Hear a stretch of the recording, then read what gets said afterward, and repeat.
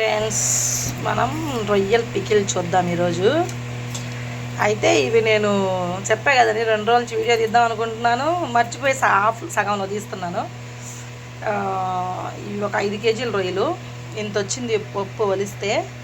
అవి నీట్గా క్లీన్ చేసుకొని ఉప్పు, పసుపు అండ్ వెనిగర్, నిమ్మకాయ కొంచెం వేసి అన్నీ వేసి క్లీన్ చేసి మళ్ళీ ఉప్పు పసుపు వేసి కొంచెం ఉడకబెట్టి ఆయిల్లో డీప్ ఫ్రై చేసి పక్కన పెట్టా. ఇప్పుడు దీని ప్రాసెస్ చూద్దాం. గరం మసాలా, ధనియాల పొడి, అల్లం చిన్నులపై పేస్ట్,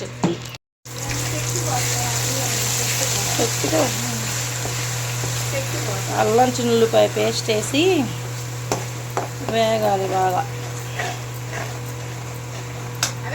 ఎగింది, రొయ్యలు వేసి ఫ్రై చేసుకున్నాం. ఇప్పుడు దీనిలోకి గరం మసాలా, ధనియాల పొడి 3 టేబుల్ స్పూన్లు అండి, అంతే.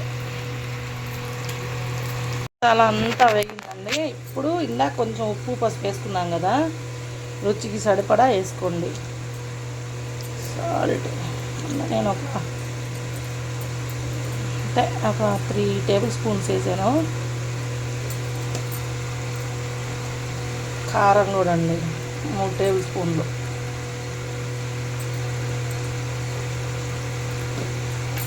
దీన్ని కొంచెం స్లో ఫ్లేమ్లో పెట్టుకొని ఫ్రై చేసుకోవాలి.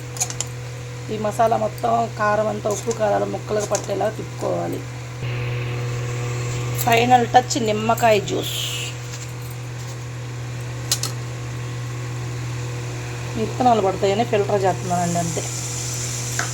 ఇప్పుడు ఈ పులుసు అంతా దానికి పట్టేలాగా తిప్పుకుందాం.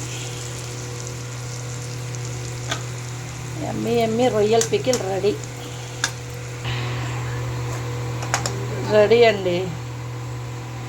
రొయ్యల పచ్చడి రెడీ.